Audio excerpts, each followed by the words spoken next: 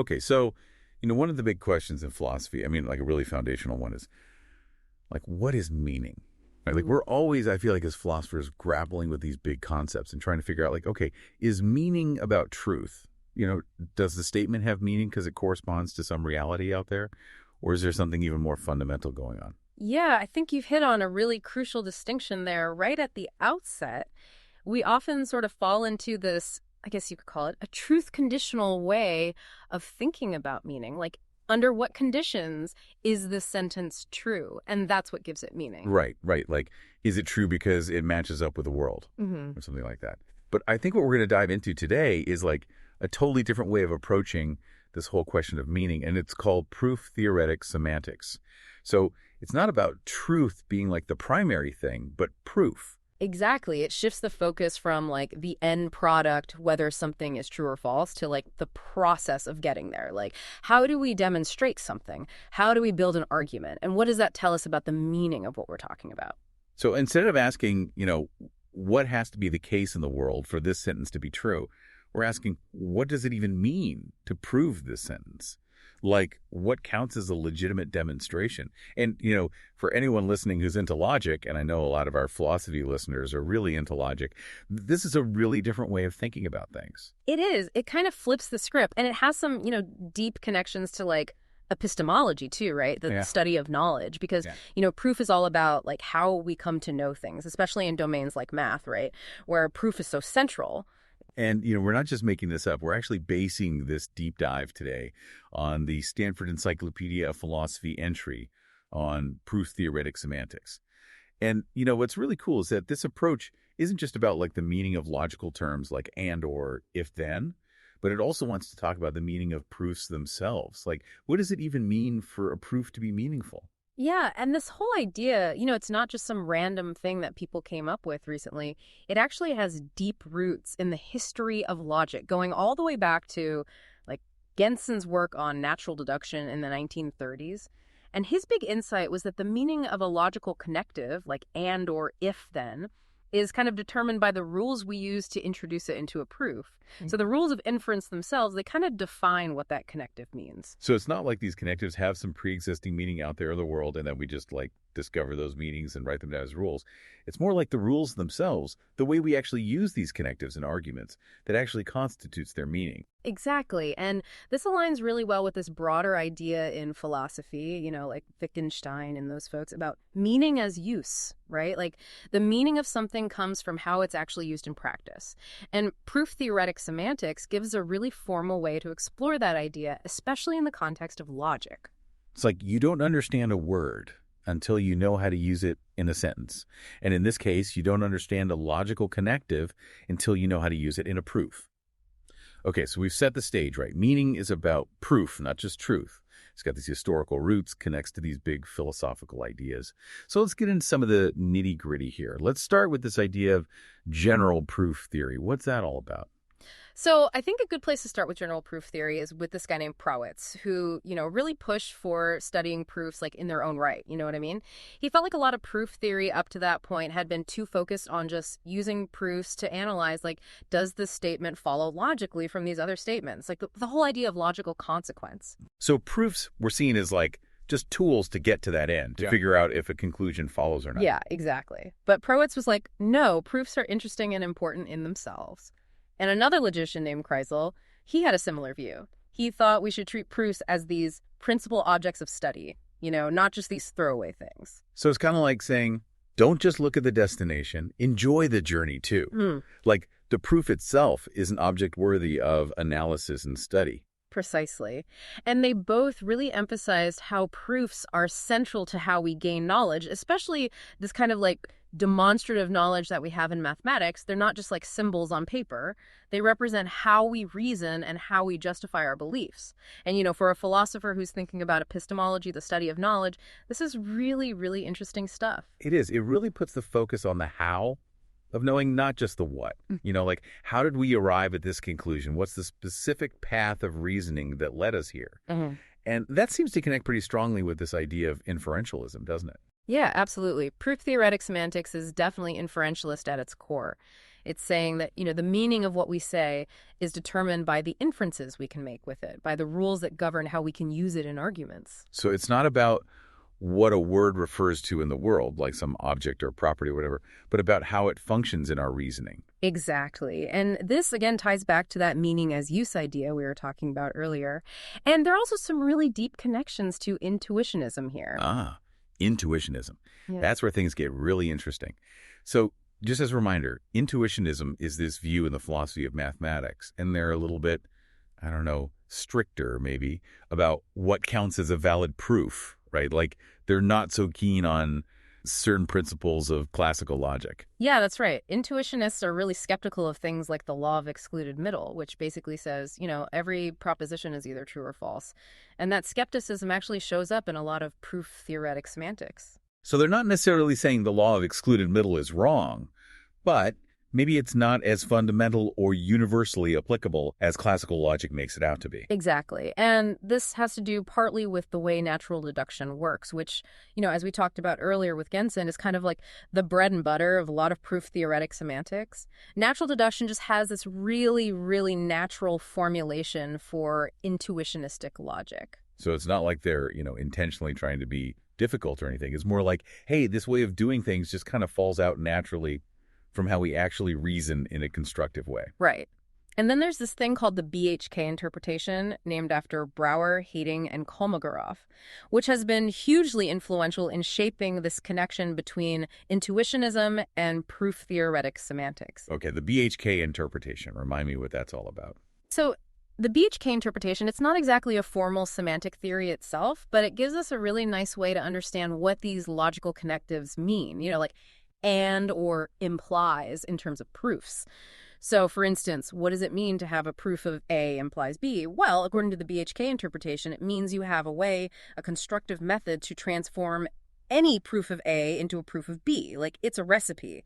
You give me a proof of A, I can turn it into a proof of B. Oh, I see. It's not just about, truth values and saying if A is true, then B must also be true. It's about having an actual procedure, a method for transforming a proof of one thing into a proof of another. Very cool. Yeah, very cool. And Dummett, who is like a major figure in all this, he even argued that there's this really strong connection between intuitionism in logic and anti-realism in philosophy. Anti-realism, meaning like the idea that, the world reality isn't totally independent of our minds or our ways of knowing it. Exactly.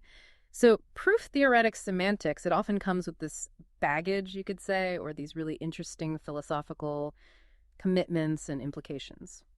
Okay, so we've talked about general proof theory, the link to inferentialism, the connection to intuitionism. Now let's get into the nuts and bolts, the formal machinery. How about we talk about Gensen-style proof theory? Yeah, let's do it. So this is where we dive into the actual systems of rules that we use to build proofs, right? Exactly. So Gensen's system of natural deduction, it's been super influential, and then Prewood's refined it even further. There are three key ideas here that I think are really important. First is this concept of discharging assumptions. Okay, discharging assumptions. I always love that idea. It's like you're allowed to make a temporary assumption, let's just suppose this for the sake of argument. And then later on, you can show that your final conclusion doesn't actually depend on that initial assumption being true. Exactly. You can kick away the ladder after you've climbed up it. Second, there's this principle of separation. So each rule of inference that we use, it should only deal with one logical connective at a time. So one rule for and, one rule for or, one rule for implies, and so on. Keep things nice and clean. Exactly. That way, the system is super modular, right? It's easy to analyze and understand each piece in isolation. And then third, and maybe most importantly, is this distinction between introduction rules and elimination rules. Ah, yes. Introduction and elimination rules. Yeah. That seems to be a recurring theme here. So for each logical connective, we have rules for introducing it into a proof. Like, how do we get to a statement that has and or implies in it? And then we have rules for eliminating it. Like, what can we conclude from a statement that already has that connective in it? Exactly. And you brought up implication earlier. Do you want to dig into those rules specifically? Yeah, let's use implication as an example. So remind me, how does implication introduction work in natural deduction? Okay, so implication introduction basically says, if you start with an assumption, A, and from that assumption you manage to derive B, then, and here's the cool part, you can discharge that assumption A and conclude A implies B. Right. So you've shown that if A is true, then B must also be true. And then implication elimination is just good old modus ponens, right? Right. If you have A implies B and you also have A, then you can conclude B. Pretty straightforward. Totally. So we have this nice, elegant way to introduce and eliminate implication. Now, there's also this really important idea of reduction and normalization in Gensen's system. Reduction and normalization, I remember those being pretty crucial. What's their significance? So reduction is this process where you look for these little detours in a proof. Like, let's say you introduce you introduce an implication, and then immediately afterward you eliminate it. You've kind of taken this roundabout way of getting to the same place. It's like taking a scenic route when you could have just taken the highway. Yeah, exactly. And what reduction does is it lets you cut out those detours and get a more direct proof. And normalization is the process of repeatedly applying these reduction steps until you can't reduce it anymore. You get down to this really nice clean form of the proof, what we call normal form. And there's this really cool result that holds for intuitionistic logic. Every closed derivation, a derivation with no undischarged assumptions, can be reduced to a derivation that ends with an introduction rule. So you eventually end up with a proof where the final step is introducing the main connective of your conclusion. Mm-hmm. And Demmett actually thought that was a super important idea. He called it a fundamental assumption of proof-theoretic semantics. Exactly. It's like the ultimate justification for a statement is to show how to constructively build up a proof of it using the introduction rules for the connectives involved. So, yeah, Gensen-style proof theory is a really powerful and influential framework for all this. It gives us this really nice way to think about proof and meaning. It does. It really sets the stage. Okay, so now that we have this foundation in Gensen's work, I think it's time to explore some of the different versions of proof-theoretic semantics that have been developed over the years. The Stanford Encyclopedia entry mentions a few, starting with Lorenzen's operative logic. Yeah, Lorenzen's approach is super interesting. It all starts with what he calls atomic calculi, these basic systems for manipulating atomic sentences. Kind of like the rules of a game almost. So we're not even talking about full-blown logical connectives yet, just these basic building blocks of language. Right, just the atoms. And in these atomic calculi, Lorenzen defines this concept of an admissible rule. So a rule is admissible if adding it to the calculus doesn't let you prove anything new, like any new atomic sentences that you couldn't already prove before. It's like saying, this rule is safe to add because it doesn't change the game in any fundamental way. Exactly. Now here's where it gets really cool. Lorenzen interprets implication as expressing this idea of admissibility. So when you say A implies B, what you're really saying is that the rule, if you have A, you can conclude B, is admissible in the atomic calculus. Oh, wow. So implication isn't about truth preservation, but about this idea of admissibility within a system of rules. Exactly. And then he goes on to develop this idea for more complex cases, like nested implications. And he identifies certain logical principles as being universally admissible. They hold no matter what your specific atomic calculus is. So basic laws of logic that are kind of baked into the very structure of reasoning itself. That's pretty neat. And then for the other connectives like and or, he uses this thing called an inversion principle. What's that all about? Yeah, so the inversion principle is a bit more technical, but the basic idea is that if you have a conclusion, C, and you can show that it follows from every possible way of establishing some other proposition, A, then C must follow from A itself. Okay, so if every path that leads to A also leads to C, then getting to A means you've already implicitly gotten to C. Exactly. And this principle is used to justify the standard elimination rules for things like or. It's all about, what can you safely conclude based on how these atomic calculi work. So Lorenzen's approach is all about this really foundational idea of operating within these atomic systems and figuring out what rules are safe to add and what conclusions you can safely draw. It's about moving cautiously and making sure you're not overstepping your bounds. Very interesting. Okay, the next version we should look at is von Kutra's Gensen semantics. What sets his approach apart? So von Kutra, like Lorenzen, he also focuses on these implication-like statements and atomic calculi. But the big difference is that for von Kutra, an implication statement is taken to express derivability, not just admissibility. So it's not enough to say the rule is safe to add. You actually have to be able to derive the conclusion from the premises within the atomic calculus. Exactly. And he argues that, if we kind of move away from this classical idea that every atomic sentence is either true or false, we can instead think of atomic calculi as like actively proving or refuting these atomic sentences according to their rules. And because these calculi can establish all these different derivability relations, he says, okay, let's just start with derivability as our fundamental concept and then build up from there. So it's almost like the atomic calculus itself is doing the work of proving or disproving things, and the logical connectives are just like tools to talk about those derivability relations. That's pretty neat. It is. And he uses sequent calculus, which, as a reminder, is another way of formalizing logical deduction to introduce rules for, these generalized propositional connectives. But the really cool part is that he shows that all these fancy connectives can actually be expressed using just the standard connectives of intuitionistic logic. So we're not going off into some weird, non-standard logical territory. We're still grounded in the familiar world of intuitionistic logic.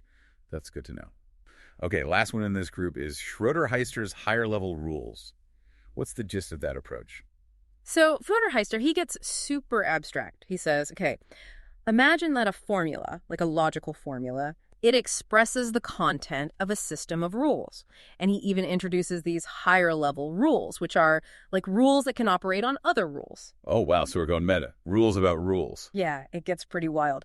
But the idea is that, for instance, a conjunction like A and B, it expresses the content of having both A and B as available rules or premises. And implication, A implies B, it expresses the content of having a rule that lets you infer B if you have A. And absurdity, the bottom symbol, it represents having no rules at all. So each logical connective is like a shorthand way of talking about a whole bunch of rules. Yeah. Pretty interesting. It is. And Schroeder-Heister, he develops this whole system of generalized introduction and elimination rules for these arbitrary connectives. And just like von Kuchera, he shows that you can ultimately define all these fancy connectives using just the standard intuitionistic ones. So again, we're still playing in the intuitionistic sandbox. Yeah. Okay, so we've got Lorenzen with his atomic calculi and admissibility, von Kuchera with derivability as the key concept, and Schroeder-Heister with this really abstract system of rules about rules. Three very different, but I guess interconnected ways to think about proof-theoretic semantics. Absolutely. And they all share this commitment to grounding the meaning of logical connectives in this fundamental notion of proof. Right. And now let's shift gears a little bit and talk about how proof-theoretic semantics deals with the meaning of not just the logical connectives, but the derivations themselves. The Stanford Encyclopedia entry talks about this idea of inversion principles and harmony. Yeah, so this goes back to Genson's idea that the introduction rules for a logical connective, they're kind of like a definition for that connective, right? And then the elimination rules should be justified by those definitions. So like the introduction rules are the primary ones and the elimination rules are like derived from them. Yeah. Okay, so what's this inversion principle all about? So Pravitz really formalized this with his inversion principle. It basically says that if you apply an elimination rule to a formula that was just introduced using the corresponding introduction rule, you shouldn't get any genuinely new information. Like a round trip, right? You introduce something, then you eliminate it, and you should end up back where you started. No surprises. Exactly. So think back to implication. If you derive B from the assumption A, and then you conclude A implies B using implication introduction, and then you immediately use A again to infer B via modus ponens, the inversion principle says that that final B was already implicitly there in your initial derivation of B from A. It's like you took this unnecessary detour through implication. Okay, that makes sense. And then this idea of harmony is kind of related, right? Yeah, harmony is like the big picture idea here. It's all about this balance or coherence between the introduction and elimination rules. They have to be in harmony with each other. Dummett and Tennant really pushed this idea of harmony. I remember you mentioning this weird connective called tonk earlier. How does tonk relate to this idea of harmony? Ah, yes, tonk, the classic example of what happens when harmony breaks down. So tonk is this made-up connective that was introduced by Prior just to cause trouble. Its introduction rule is basically like disjunction introduction. You can infer A tonk B if you have A, and you can also infer it if you have B. Okay, so it's super easy to get to A tonk B. Right. But then its elimination rule is like conjunction elimination. From A tonk B, you can conclude both A and B. So basically, you can prove anything from anything using tonk. Oh no, it's a logic breaker. Exactly. It completely breaks the system. And the problem is that the introduction and elimination rules for tonk are just not in harmony with each other. They create this like logical explosion.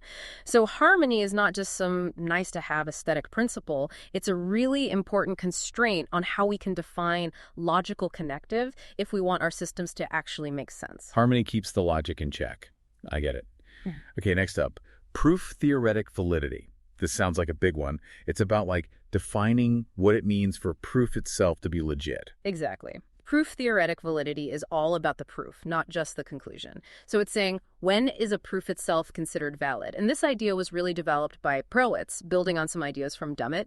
And a key concept here is an atomic system, which we talked about earlier. It's that foundational level of atomic sentences and the rules for proving them. So you always have to keep in mind the atomic system when you're talking about proof-theoretic validity. Right. It's the bedrock, the starting point. Mm-hmm. Okay, so what are the main ideas behind this definition of validity? There are three big ones. First, the priority of closed canonical proofs.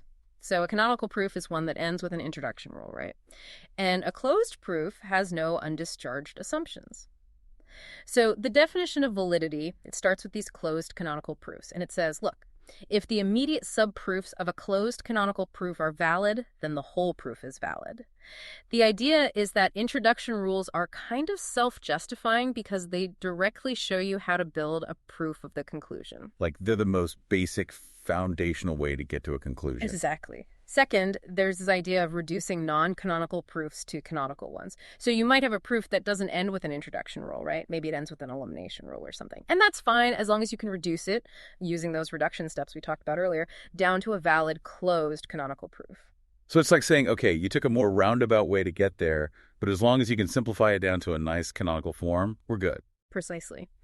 And then third is this thing called the substitutional view of open proofs.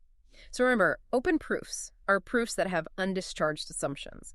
And the substitutional view says that an open proof is valid if and only if all of its closed instances are valid. Meaning if you take all the open assumptions and replace them with valid closed proofs, the resulting proof should still be valid no matter what valid proofs you plug in. Exactly. So it's a really rigorous and systematic way to define validity. You start with the atomic system, then you define validity for closed canonical proofs, then you extend it to closed non-canonical proofs, and finally you handle open proofs. It's a very bottom-up foundational approach. Okay, I remember you also mentioned something about Prowitz having this conjecture about intuitionistic logic and proof-theoretic validity. Ah, yes, Prewitz's conjecture. So he basically conjectured that intuitionistic logic is complete with respect to this notion of proof-theoretic validity, meaning that every proof that's valid in all possible atomic systems can actually be derived within the formal system of intuitionistic logic, and vice versa. So there's this perfect match, this one-to-one correspondence between proof-theoretic validity and what you can prove in intuitionistic logic. That's the conjecture, at least. But as we'll see a bit later, it turns out it's not quite that simple. There are some tricky cases and counterexamples that have emerged. But yeah, it was a really important and influential conjecture. Okay, good to know. So let's talk about constructive type theory now. This is another big one, right? Especially Martin Luff's version. How does that fit into this whole picture of proof-theoretic semantics? So Martin Luff's type theory is super important in constructive logic and math, and it definitely shares those three core ideas that we just talked about: the primacy of constructive proofs, the importance of reduction, and the substitutional view of open proofs. But it also has some really unique features. So it's like a specific flavor of proof-theoretic semantics. Yeah, exactly. And the first big difference is its focus on proof objects. It's not just about, whether a proof exists, but you actually have a concrete mathematical object that represents that proof. Like a proof in the flesh, so to speak. Right. And this was heavily inspired by the Curry-Howard correspondence, which basically shows this mind-blowing connection between logical proofs and computer programs. So in Martin Luff's type theory, you have these judgments of the form TA, which means the term T is a proof object for the proposition A. Okay, so the term T is like the actual concrete stuff of the proof. Precisely. And then the demonstration of that judgment is the actual argument or derivation that shows that T actually does prove A. So you have the proof object itself, and then you have the demonstration that verifies it. Okay, so it's not just about, waving your hands and saying, yeah, there's a proof out there somewhere. You have to put your proof where your mouth is, so to speak. You have to actually show the goods. Exactly. And then the meaning of a proposition A in this system is explained by saying, okay, here are the things that count as proof objects for A. So it's all very explicitly tied to this idea of proof objects. Now, the second big difference with Martin Left is that the rules of the system, the rules for forming propositions and types, they're considered intrinsic to the system itself. It's not like you have this meta language where you define the rules and then you apply them. The rules are part of the game itself. So it's not like a referee who's standing outside the game and telling the players what the rules are. It's like the rules are built into the field itself or something. Exactly. And this makes Martin Left's type theory much less metalinguistic than, say, Prowitz's approach. Yeah. It also brings in this whole ontological dimension, like, what are these proof objects? Are they real things or are they just like formal constructs? And Martin Leff himself has explored connections to, like, interaction and dialogical semantics. And, most famously, his type theory has had this huge impact on homotopy theory, leading to homotopy type theory and univalent foundations. Wow, so it's not just a theoretical curiosity. It's actually having this real impact on math and computer science. It is. It's showing us that this idea of constructive proof, it's not just a philosophical thing. It's a powerful way to do actual concrete mathematics. Very cool. Okay, so we've talked about logical connectives, derivations, and now this really fascinating world of constructive type theory. What's next? Let's talk about clausal definitions and definitional reasoning. So far, we've mostly focused on the logical connectives, but this is where we start thinking about how proof-theoretic semantics can handle, like, arbitrary definitions. Okay, so we're branching out beyond just and or implies and all that. We're going to talk about, like, defining things in general. Exactly. And this was really inspired by developments in logic programming. In logic programming, you work with these program clauses that basically define atomic formulas. They tell you, like, under what conditions a certain property holds. So it's like saying, okay, here's what it means for something to be a cat or a dog or whatever, but in this really formal, logical language. Right. And the cool thing is that from a proof-theoretic standpoint, there's no real difference between an introduction rule for a logical connective and an introduction rule for an atomic formula. So you're saying, like, the rules for introducing and are kind of like the rules for defining what it means to be a cat. They're both just rules that tell you how to establish something. Exactly. And this suggests that we could extend proof-theoretic semantics to cover all kinds of definitions, not just the logical ones, which would be really powerful, especially for things like, knowledge representation and reasoning about specific domains. It would really expand the scope of what proof-theoretic semantics can do. Yeah, totally. And another cool thing about logic programming is that these program clauses, they don't have to be well-founded, meaning the thing being defined can actually appear in its own definition. Wait, what? Isn't that circular? Like defining a cat as a furry animal that meows and is a cat? Yeah, kind of. Think of recursive definitions in math, right? Like defining the factorial function in terms of itself. And proof-theoretic semantics has started to explore this idea of definitional freedom, not being too restrictive about how we define things. Okay, so we're allowing for some self-reference, some circularity in our definitions. That sounds a little bit dangerous, honestly. Like, doesn't that lead to paradoxes? It can, and that's why it's so interesting. It really pushes the limits of logic and semantics. And this all leads to the idea of definitional reflection, which was developed by Holness and Schroederheister. Definitional reflection. So what's that all about? So definitional reflection tries to provide a proof-theoretic semantics for any expression that has a clausal definition, a set of rules that tells you under what conditions it holds. And it has two main parts. First, you have the rules of definitional closure, which are basically just the introduction rules themselves. They let you reason forward according to the definition. Okay, so those are like the rules that tell you how to build something up, how to establish that the definition holds. Right. But then you have this really cool elimination rule called the principle of definitional reflection. Principle of definitional reflection. That sounds intense. What does it say? Basically, it says that if you have a definition for something, A, and if every single way of establishing A according to that definition also leads to some other conclusion, C, then A itself must also lead to C. It's like if all the paths that lead to A also lead to C, then A is basically a shortcut to C. It's like looking at the definition from all angles and saying, okay, no matter how you get to A, you're also getting to C. Exactly. And this principle is super powerful, especially when you have free variables or when your definitions are not well-founded, like those self-referential ones you were talking about.